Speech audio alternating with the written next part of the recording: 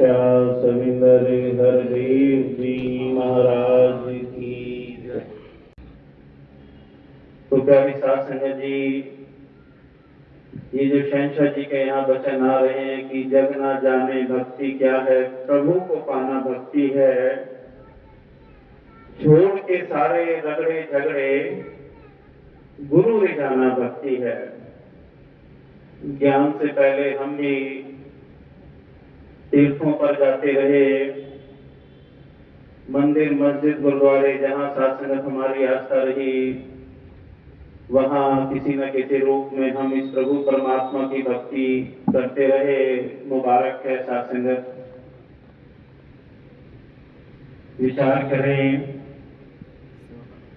कबीर साहब फरमाते हैं कि तीरथ नहाए एक फल, संत मिले फल चार, सदगुरु मिले अनेक फल, कहत कबीर विचार। अब ये जो भक्ति जिसमें प्रभु परमात्मा का दर्शन नहीं है, इसका एहसास नहीं है, हम किसी तीर्थ पर जाते हैं बड़ी योजना बनाकर कि हम 4 धाम की यात्रा पर गए, वह हम क्या कहते हैं आकर, हम 4 धाम के दर्शन करने जा रहे हैं। ये दर्शन की भक्ति है। हमारे कई रिश्तेदार परिवार आकर कहते हैं हम माता के दरबार में गए, माँ वैष्णो के दरबार में, अब नवरात्रे शुरू हो रहे हैं, हम क्या कहते हैं, माता के दर्शन करके आए हैं। हम कई तीर्थों पर जाते हैं, भला तीर्थ पर गए हैं, वहां दर्शन करके आए हैं। वो दर्शन के बाद फिर क्या बनता है? जितने समय दर्शन रहता है, इन आंखों को ठंडक रहती है, मन को सुकून रहता है, दिल में शांति रहती है। मीराबाई जब रोजाना मंदिर जाती थी, मंदिर जाने मेरे सासंगत उसको बड़ा आनंद आता था, लेकिन जब वापस आती थी सासंगत एक बार गुरु रविदास जी के चरणों में बैठी, कहती मन तड़पत हरि दर्शन को। पूछा बेटी, अभी तो तुम मंदिर का दर्शन करके आई है और फिर तेरे मन में ये बेचैनी कैसी? कहते महाराज समझ नहीं आता, जितने समय भगवान के सामने मूर्ति के बैठी रहती हूं, मेरे मन को ठंडक रहती है, शांति मिलती है। और फिर शासन जब मैं मंदिर से बाहर आती हूं तो मेरे मन में बेचैनी शुरू हो जाती है। कहते अच्छा,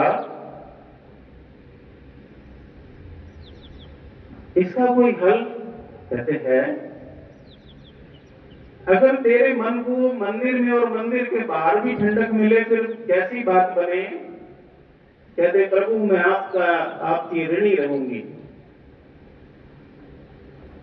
कहां तो कह रही है कि मन तड़पत हरि दर्शन को, अखियां हरि दर्शन की प्यासी। जब ये रहमत प्राप्त हुई अपने सदगुरु से, ये रमे राम की जानकारी हुई, तो क्या गाया? पायो जी मैंने राम रतन धन पायो, वस्तु अमोलक दीन मेरे सतगुरु, कर कृपा अपनायो, पायो जी मैंने राम रतन धन पायो। एक बात तो समझ आती है कि अगर कोई ऐसा गुरु सतगुरु मिल जाए जो हमें इस व्यापक परमात्मा को दिखा दे, तो फिर हम इसको सात्संगत सोते जागते उठते बैठते सात्संगत हर जगह की भक्ति कर सकते हैं। वाणी कहती है कोई ऐसा सज्जन लोड़ लो जो हर्षों देवे जोड़।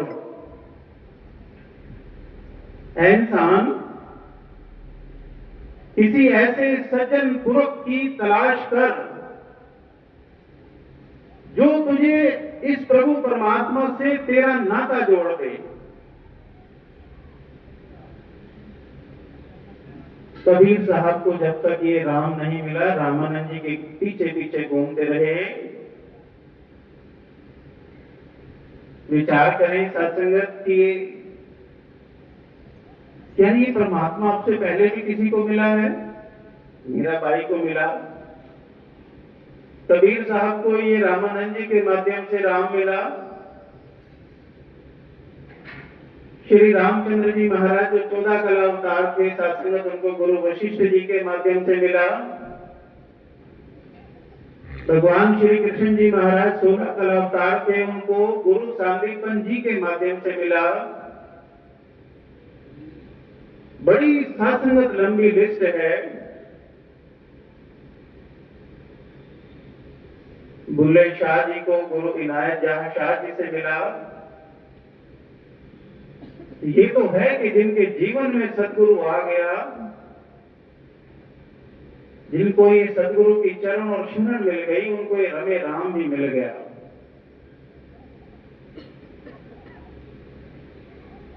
महात्मा फरमाते हैं कि हरि व्यापक सर्वत्र समाना, प्रेम से प्रकट हुई में जाना है।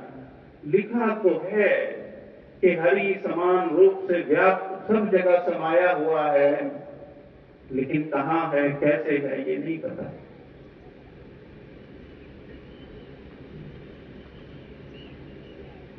ये किसी सतगुरु की शरण में ही जाने से मिलेगा। हम खुले रूप में बैठे हैं सत्संगत, इसलिए खुली आवाज दी जा रही है कि भक्ति में भगवान, भगत और एक ध्यान का होना जरूरी है। हम भक्ति तो कर रहे हैं, भगत हैं, भक्ति भी हमारे पास है, लेकिन भगवान का पता नहीं है। भगवान का पता तब तक नहीं मिलने का जब तक सत्संगत हमें कोई इसका जनाने वाला नहीं मिलता। अभी मंगलाचरण पढ़ा गया, इस प्रभु परमात्मा के आगे सभी के लिए मंगल की कामना की गई। एक शब्द पढ़ा गया, हे समर्थ परमात्मा, हे निर्गुण निरंकार, तू करता है जगत का, तू सबका आधार। हे प्रभु परमात्मा, तू समर्थ है। हर कार्य कोई भी ऐसा नहीं है जो सत्संगत ये प्रभु परमात्मा नहीं कर सकता। तू करता है जगत का, तू सबका आधार। हर चीज का करता ये निरंकार प्रभु परमात्मा है।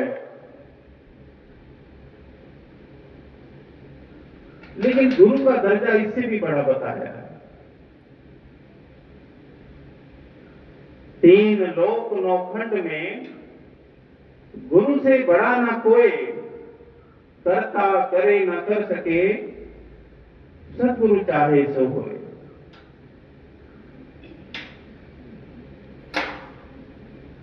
प्रभु ने अपना आप लुकाया, सतगुरु प्रकट कर दिखलाया। इस प्रभु परमात्मा ने अपनी पहचान स्वयं कभी नहीं कराई, ये सतगुरु के माध्यम से कराई है। इसलिए कहते हैं कि गुरु का स्थान निरंकार प्रभु से बड़ा है।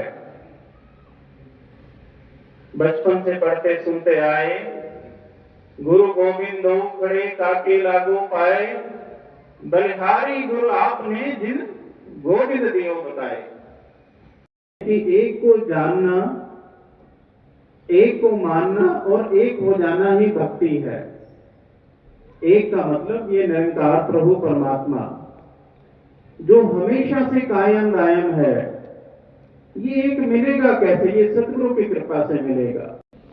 कि हमारे मिशन का ये जो स्लोगन है, एक को जानो, एक को मानो, एक हो जाओ। ये सत्संगत एक को जानना, हम जिज्ञासु बनकर संसार में सत्संगत भटकते फिरते गुरु के दरबार में आए जिज्ञासा लेकर।